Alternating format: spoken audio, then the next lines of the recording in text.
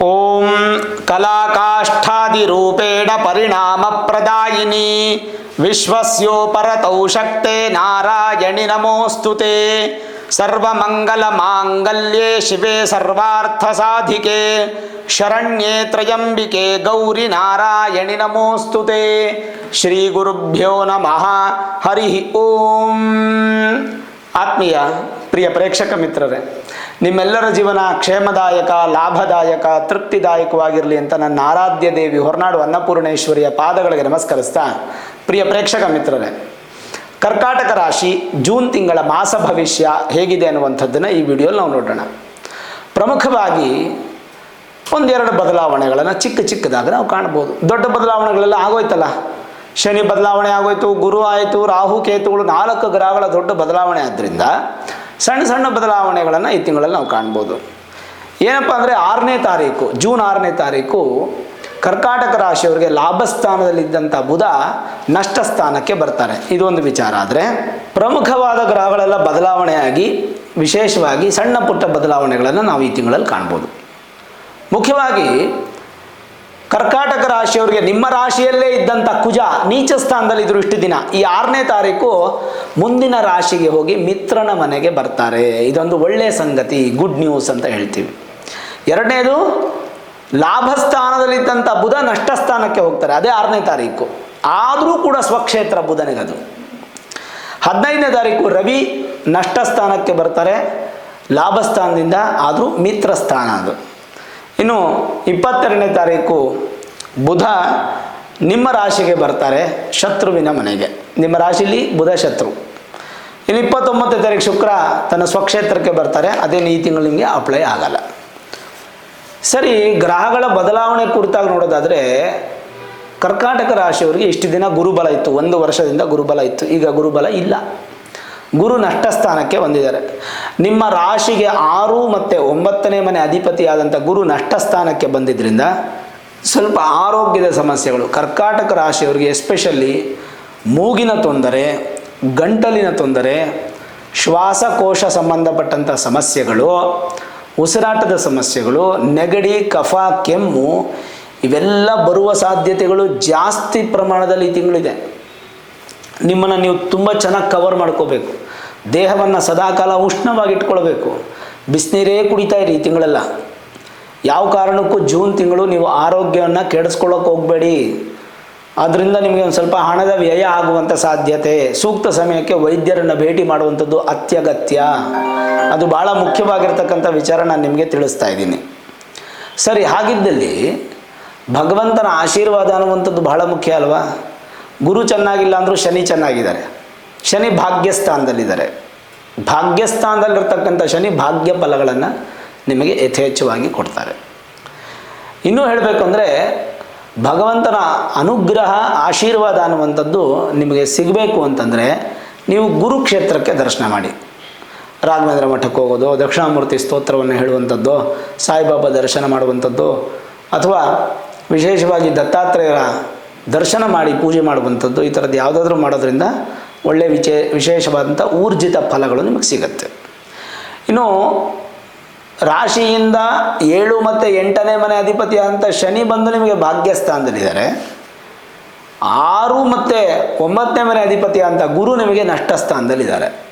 ಗುರುವಿಂದ ನಷ್ಟ ಸ್ಥಾನ ಅಂದರೆ ಕಳ್ಕೊತೀರ, ದುಡ್ಡನ್ನು ಕಳ್ಕೊತೀರ, ಶುಭ ಕಾರ್ಯ ಸ್ವಲ್ಪ ವಿಳಂಬ ಆಗುತ್ತೆ, ಹಣದ ವ್ಯಯ ಜಾಸ್ತಿ ಆಗುತ್ತೆ. ನೀವು ಖರ್ಚು ಮಾಡಬೇಕು ಅಂತ ಖರ್ಚು ಮಾಡಲ್ಲ, ಖರ್ಚು ತಾನಾಗೆ ಉತ್ಪತ್ತಿ ಆಗುತ್ತೆ. ಈ ಥರದ ಸಾಧ್ಯತೆಗಳು ಜಾಸ್ತಿ ಇರೋದ್ರಿಂದ ಸ್ವಲ್ಪ ಬ್ಯಾಲೆನ್ಸ್ ಮಾಡೋದನ್ನು ನೀವು ಅಭ್ಯಾಸ ಮಾಡ್ಕೋಬೇಕು. ಅದನ್ನು ಪ್ಲ್ಯಾನ್ ಮಾಡ್ಕೊಳ್ಳಿ.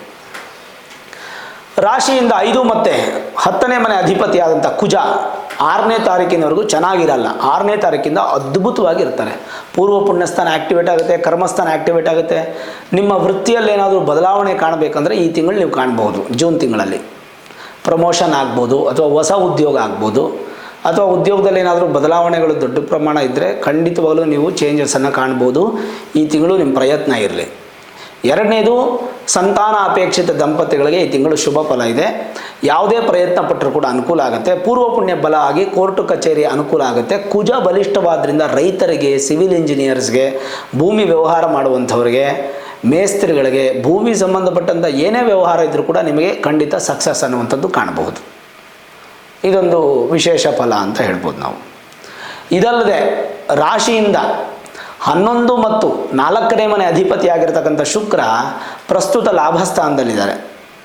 ಅಂದರೆ ಲಾಭಸ್ಥಾನ ಅನ್ನೋದಕ್ಕಿಂತ ಕರ್ಮಸ್ಥಾನದಲ್ಲಿದ್ದಾರೆ ಅಂತ ತಗೋಬೋದು. ಯಾಕಂದರೆ ಲಾಭಸ್ಥಾನಕ್ಕೆ ಬರ್ತಾರೆ ಈ ತಿಂಗಳು, ನಾನು ಹೇಳಿದ್ದು ಖಂಡಿತ ಬರ್ತಾರೆ. ಬಟ್ 29ಕ್ಕೆ ಬರೋದ್ರಿಂದ ಪ್ರಸ್ತುತ ಲಾಭಸ್ಥಾನದಲ್ಲಿದ್ದಾರೆ ಅಂತ ನಾನು ಹೇಳಲಿಕ್ಕಾಗಲ್ಲ. ಕರ್ಮಸ್ಥಾನದಲ್ಲಿದ್ದಾರೆ, 10ನೇ ಮನೆಯಲ್ಲಿದ್ದಾರೆ.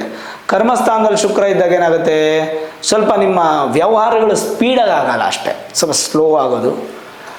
ಗಂಡ ಹೆಂಡತಿ ಮಧ್ಯೆ ಸಣ್ಣ ಪುಟ್ಟ ಕ್ಲಾಶಸ್ ಬರುವಂಥ ಸಾಧ್ಯತೆ, ಸುಖ ಕಡಿಮೆ ಆಗುತ್ತೆ, ನಿದ್ರೆ ಕಡಿಮೆ ಆಗುತ್ತೆ, ಓಡಾಟ ಜಾಸ್ತಿ ಆಗುತ್ತೆ. ಶುಕ್ರ ಶಾಂತಿ ಏನಾದರೂ ಮಾಡಬೇಕಾ? ಖಂಡಿತ ಅವಶ್ಯಕತೆ ಇಲ್ಲ, ಯಾವುದೇ ಪರಿಹಾರ ಬೇಡ, ಕೇವಲ ಗುರು ಮಾತ್ರ ಬಲ ಮಾಡ್ಕೊಳ್ಳಿ ಸಾಕು. ನಿಮ್ಮ ರಾಶಿಯಿಂದ 2ನೇ ಮನೆ ಅಧಿಪತಿ ಆಗಿರ್ತಕ್ಕಂಥ ಸೂರ್ಯ ಇದ್ದಾರಲ್ಲ, 15ನೇ ತಾರೀಕಿನವರೆಗೂ ಸೂರ್ಯ ಚೆನ್ನಾಗಿರಲ್ಲ. ಆ್ಯಕ್ಚುಲಾಗಿ ಲಾಭಸ್ಥಾನದಲ್ಲಿದ್ದರೂ ಚೆನ್ನಾಗಿರಲ್ಲ. 15ನೇ ತಾರೀಕು ನಂತರ ನಷ್ಟ ಸ್ಥಾನಕ್ಕೆ ಬಂದರೂ ಮಿತ್ರನ ಮನೆಗೆ ಬರೋದರಿಂದ ಸ್ವಲ್ಪ ಅನುಕೂಲ ಆಗಿ ಜೋರು ಧನಾಗಮ ಬರೋದು. 15ನೇ ತಾರೀಕು ಆದಮೇಲೆ ಕುಟುಂಬದಲ್ಲಿ ಒಂದು ಸ್ವಲ್ಪ ಅಭಿವೃದ್ಧಿ ಆಗೋದು. 15ನೇ ತಾರೀಕು ನಂತರ ಸತಿಪತಿಗಳ ಮಧ್ಯೆ ಇರತಕ್ಕಂಥ ವಿರೋಧಗಳು ದೂರ ಆಗೋದು. ವಿದ್ಯಾರ್ಥಿಗಳಿಗೆ ವಿದ್ಯಾಭ್ಯಾಸದಲ್ಲಿ ಉತ್ತಮ ಪ್ರಯೋಜನ ಆಗುವಂಥದ್ದು. ಕಾರು ಚಾಲಕರು, ವಾಹನ ಮಾಲೀಕರು ಮತ್ತು ವಾಹನ ಸಂಬಂಧಪಟ್ಟಂಥ ಬಿಸ್ನೆಸ್ ಮಾಡೋಂಥವ್ರಿಗೆಲ್ಲ ತುಂಬ ಚೆನ್ನಾಗಿರುತ್ತೆ 15ನೇ ತಾರೀಕು ನಂತರ. ಸರ್ಕಾರಿ ಉದ್ಯೋಗ ಮಾಡ್ತಾ ಇರ್ತಕ್ಕಂಥವ್ರು ಕೂಡ ಅನುಕೂಲಗಳೇ ಕಾಣ್ತಿದೆ ಹೊರತು ಅನಾನುಕೂಲಗಳು ಇಲ್ಲ. ಸರಿ, ಇದಾದ ನಂತರದ ಸ್ಥಾನ ಯಾರಿಗೆ ಬರುತ್ತೆ ಅಂದರೆ ಬುಧನಿಗೆ ಬರುತ್ತೆ. ಬುಧ ಬಂದು 3ಯ ಮತ್ತು ನಷ್ಟಾಧಿಪತಿ, ಅವರು ಸ್ವಕ್ಷೇತ್ರಕ್ಕೆ ಬಂದು ಭದ್ರಯೋಗದಲ್ಲಿ 80% ಸ್ಟ್ರಾಂಗ್ ಆಗಿದ್ದಾರೆ. ತನ್ಮೂಲಕ ವ್ಯಾಪಾರ ವ್ಯವಹಾರದಲ್ಲಿ ಅಭಿವೃದ್ಧಿಯನ್ನು ಕಾಣ್ಬೋದು. ಎಕ್ಸ್ಪೋರ್ಟ್ ಇಂಪೋರ್ಟ್ ಬಿಸ್ನೆಸ್ಸು, ವಿದೇಶದಲ್ಲಿ ವಿದ್ಯೆ, ಉದ್ಯೋಗ, ವ್ಯಾಪಾರದಲ್ಲಿ ಅಭಿವೃದ್ಧಿ, ಸ್ಕೂಲ್ಸು ಕಾಲೇಜಸ್ ಇಟ್ಕೊಂಡಿರ್ತಕ್ಕಂಥವ್ರೆಲ್ಲ ತುಂಬ ಚೆನ್ನಾಗಿರುತ್ತೆ. ಎಸ್ಪೆಷಲಿ ಏನಾದರೂ ಗೋಲನ್ನು ರೀಚ್ ಮಾಡಬೇಕು ಅನ್ನುವಂಥ ವಿದ್ಯಾರ್ಥಿಗಳಿಗೆ ಅಥವಾ ಉದ್ಯೋಗಿಗಳಿಗೆ ಇದು ಪ್ರಶಸ್ತವಾದ ಸಮಯ. ನೀವು ಅದನ್ನು ಯುಟಿಲೈಸ್ ಮಾಡ್ಕೊಳ್ಳಿ, ಖಂಡಿತ ಅನುಕೂಲ ಆಗುತ್ತೆ. ಗ್ರಹಸ್ಥಿತಿಗಳ ಆಧಾರದ ಮೇಲೆ ಯಾವುದೂ ನೆಗೆಟಿವಿಟಿ ಇಲ್ಲ ಎಕ್ಸೆಪ್ಟ್ ಗುರುವಿಂದ ಕೆಟ್ಟದಾಗಲ್ಲ, ನಿಮಗೆ ಗೊತ್ತಿದೆ, ಒಳ್ಳೆಯದೇ ಆಗುತ್ತೆ. ಒಳ್ಳೆಯದಾಗದೇ ಹೋಗ್ಬೋದು, ಆದರೆ ಕೆಟ್ಟದ್ದು ಮಾತ್ರ ಖಂಡಿತ ಆಗಲ್ಲ. ಸರಿ, ಹಾಗಿದ್ರೆ ಕುಜ ದ್ವಿತೀಯದಲ್ಲಿದ್ದು ನಿಮ್ಮ ತಾಯಿಯ ಆಶೀರ್ವಾದ ಸಿಗುತ್ತೆ, ಮಿತ್ರರ ಸಹಕಾರ ಸಿಗುತ್ತೆ, ಭೂಮಿ ಯೋಗ ಸಿಗುತ್ತೆ, ಗೃಹ ಯೋಗ ಸಿಗುತ್ತೆ, ವಾಹನಾದಿ ಯೋಗಗಳು ಎಲ್ಲವೂ ಸಿಕ್ಕಿ ಕಪಟತನ ದೂರವಾಗುತ್ತೆ. ಕೆಟ್ಟ ಕರ್ಮಗಳನ್ನು ದೂರ ಮಾಡಿಕೊಂಡು ಒಳ್ಳೆಯ ದಾರಿ ಕಡೆ ಹೋಗ್ತೀರಾ. ಮತ್ತು ವಿಶೇಷವಾಗಿ ಧಾರ್ಮಿಕ ಹಾಗೂ ಸಾಮಾಜಿಕ ಸಂಬಂಧ ಹೆಚ್ಚಾಗುತ್ತೆ. ಜೊತೆಗೇನಪ್ಪ ಅಂತಂದರೆ ದುಷ್ಟ ಪ್ರವೃತ್ತಿಗಳು, ದುಷ್ಟ ಸಹವಾಸಗಳು ದೂರವಾಗಿ ಒಳ್ಳೆಯ ಸಹವಾಸ ನಿಮಗೆ ಸಿಗುತ್ತೆ. ಬುದ್ಧಿವಂತರಾಗ್ತೀರಾ, ಭಾಳ ಚತುರತೆ ಇರುತ್ತೆ, ವಿದ್ವಾಂಸರಾಗ್ತೀರಾ. ಭೂಮಿ ವಾಹನ ಕೊಳ್ಳೋದ್ರಲ್ಲಿ ಪ್ರಯತ್ನ ಪಡಿ ಆಗುತ್ತೆ, ಸಂಪತ್ತು ವೃದ್ಧಿ ಆಗುತ್ತೆ. ಕಲೆ ಸಾಹಿತ್ಯದಲ್ಲಿ ಹೆಚ್ಚಿನ ಸಕ್ಸಸ್ಸನ್ನು ಕಾಣ್ಬೋದು. ಹಣ್ಣು ಹೂವು ವ್ಯಾಪಾರಿಗಳು, ಸಣ್ಣ ಪುಟ್ಟ ವ್ಯಾಪಾರಿಗಳು, ಹೋಟೆಲ್ ಬಿಸ್ನೆಸ್ ಮಾಡುವಂಥವ್ರಿಗೆಲ್ಲ ತುಂಬ ಅನುಕೂಲವಾಗಿರುತ್ತೆ. ವ್ಯಾಧಿ ಮುಕ್ತರಾಗ್ತೀರಾ. ಬಟ್ ನಾನು ಹೇಳಿ ಸಂಬಂಧಪಟ್ಟದ್ದು ಕಫ ಮತ್ತು ಕೋಲ್ಡ್ ರಿಲೇಟೆಡ್ ಇಶ್ಯೂಸ್ ಮಾತ್ರ ಆಗ್ಬೋದು, ಹುಷಾರಾಗಿರಿ. ಶಿಕ್ಷಣ ತಜ್ಞರಿಗೆ, ಟೀಚರ್ಸು, ಲೆಕ್ಚರರ್ಸು, ಪ್ರೊಫೆಸರ್ಸ್ಗೆ ಮತ್ತು ಸಂಶೋಧಕರಿಗೆ, ಸಾಹಿತಿಗಳಿಗೆ ಎಲ್ಲ ತುಂಬ ಚೆನ್ನಾಗಿರುವಂತಹ ಮಾಸ ಇದು. ಆಮೇಲೆ ನೀವೇನಾದರೂ ಹೊಸದಾಗಿ ಶುರು ಮಾಡಬೇಕು ಅನ್ನೋದಾದರೆ ಈ ತಿಂಗಳು ಪ್ರಯತ್ನ ಪಡ್ಬೋದೇನು ತೊಂದರೆ ಇಲ್ಲ. ಗುರುಬಲ ಮಾತ್ರ ಇಲ್ಲದಿರೋದ್ರಿಂದ ನಿಮ್ಮ ಮೂಲ ಜಾತಕದಲ್ಲಿ ಗುರು ಸ್ಟ್ರಾಂಗ್ ಆಗಿತ್ತಂತಂದರೆ ನಿಮಗೇನು ಗುರುಬಲ ಅವಶ್ಯಕತೆ ಇಲ್ಲ. ಅದನ್ನೊಮ್ಮೆ ನೀವು ನುರಿತ ಜ್ಯೋತಿಷರನ್ನು ಭೇಟಿ ಮಾಡಿ ವೇದಿಕ್ ಅಸ್ಟ್ರಾಲಜಿ, ಹೈಯರ್ ಅಸ್ಟ್ರಾಲಜಿ ಪ್ರೆಡಿಕ್ಷನ್ಸನ್ನು ಮಾಡಿಸ್ಕೊಂಡು ಬೇಕಾದ ಸುಲಭ ಪರಿಹಾರಗಳನ್ನು ಮಾಡಿಕೊಂಡ್ರೆ ಖಂಡಿತವಾಗ್ಲೂ ಮತ್ತಷ್ಟು ಅಭಿವೃದ್ಧಿಯನ್ನು ಪಡಿತೀರ. ವೇದ, ಶಾಸ್ತ್ರ, ಮಂತ್ರಗಳ ಶಕ್ತಿ ಅನ್ನುವಂಥದ್ದು ನಿಮಗೆ ಸಿಗುತ್ತೆ. ಮತ್ತು ಆಭರಣಗಳ ಮಾರಾಟ, ವಸ್ತ್ರ ಮಾರಾಟ, ಸುಗಂಧ ದ್ರವ್ಯ ಇವೆಲ್ಲ ಮಾರಾಟ ಮಾಡುವಂಥವ್ರಿಗೆ ತುಂಬ ಚೆನ್ನಾಗಿರುತ್ತೆ. ಸುಖಾನಿ ಸರ್ವಾಣಿ ಕರೋತಿ, ಸುಖಾನಿ ಸರ್ವಾಣಿ ಕರೋತಿ, ಸುಖವಾಗಿರ್ತೀರ ಎಲ್ಲ ವಿಚಾರದಲ್ಲೂ ಅಂತ ನಾವು ತಗೋಬೇಕು. ಸರ್ವ ಸುಖ ಭೋಗಗಳು ಪ್ರಾಪ್ತಿಯಾಗುತ್ತೆ, ವಿಲಾಸಿಗಳಾಗ್ತೀರಾ. ಮಾತೃಮೂಲದ ಸಂಪತ್ತು ನಿಮ್ಗೆ ಬರಬೇಕಾದ್ರೆ ಈ ತಿಂಗಳ ಸ್ಪೀಡ್ ಆಗುತ್ತೆ, ಸ್ವಲ್ಪ ಬರುವ ಸಾಧ್ಯತೆಗಳು ನಿಮಗೆ ಹೆಚ್ಚಾಗಿರುತ್ತೆ. ಮತ್ತು ಕಾಂತಿಪೂರ್ಣವಾದ ದೇಹ ಪ್ರಾಪ್ತಿ, ಸಂಗೀತದಲ್ಲಿ ಹೆಚ್ಚಿನ ಆಸಕ್ತಿಯನ್ನು ಹೊಂದುವಂಥವ್ರಾಗ್ತೀರಾ. ಸುಂದರವಾದಂಥ ಮನಸ್ಥಿತಿ, ಮನಸ್ಸು ನಿಮಗೆ ಪ್ರಾಪ್ತಿಯಾಗುವಂಥ ಸಾಧ್ಯತೆಗಳು ಹೆಚ್ಚಾಗಿ ಕಾಣ್ತಾ ಇದೆ. ಒಳ್ಳೆಯ ಸುಖ ಭೋಜನ, ಸುಖ ಜೀವನ, ಸುಖ ನಿದ್ರೆ ಅನ್ನುವಂಥದ್ದು ನಿಮಗೆ ಬೇಕು ಅನ್ನೋದಾದರೆ ಗುರು ಆರಾಧನೆ ಮಾಡಬೇಕು ಈ ತಿಂಗಳು. ಇಲ್ಲಾಂದರೆ ಈ ಮೂರು ನಿಮಗೆ ಸಿಗಲ್ಲ. ಸ್ವಲ್ಪ ಬಂಧುಗಳ ಆಗಮನದಿಂದ ಮನಸ್ಸಿಗೆ ಸಂತೃಪ್ತಿ ಆಗಲ್ಲ, ಸ್ವಲ್ಪ ಬೇಸರ ಉಂಟಾಗುತ್ತೆ, ಕಲಹಗಳು ಬರುತ್ತೆ, ಸ್ವಲ್ಪ ಮನಃಶಾಂತಿ ಕಡಿಮೆ ಆಗುತ್ತೆ ಬಂಧುಗಳಿಂದ. ಅದನ್ನೊಂದು ಸ್ವಲ್ಪ ಬ್ಯಾಲೆನ್ಸ್ ಮಾಡ್ಕೋಬೇಕು. ಕೆಲವೊಂದಿಷ್ಟು ಸಂಯೋಜನೆಗಳಿಂದ, ಉದಾಹರಣೆಗೆ ಸೂರ್ಯ ಮತ್ತು ಬುಧನ ಸಂಯೋಜನೆಯಿಂದ ಒಂದು ಒಳ್ಳೆಯ ಫಲ ಅಂತ ನೀವು ಪಡ್ಕೊಳ್ಬೋದು. ಕೆಲವೊಂದು ನೋವುಗಳು ನೀವು ಮರೆಯುವಂತಹ ತಿಂಗಳು ಅಂತ ಹೇಳ್ಬೋದು ನಾವು. ಆದರೂ ನೀವು ಮಾನಸಿಕವಾಗಿ ತುಂಬ ವೀಕು, ಕರ್ಕಾಟಕ ರಾಶಿಯವರು ಭಾಳಷ್ಟು ವೀಕು. ಮಾನಸಿಕವಾಗಿ ನಿಮ್ಮಷ್ಟು ವೀಕ್ ಇನ್ಯಾರೂ ಇರಲ್ಲ. ಹಾಗಾಗಿ ಮನೋಬಲವನ್ನು ನೀವು ತಗೊಳ್ಬೇಕು.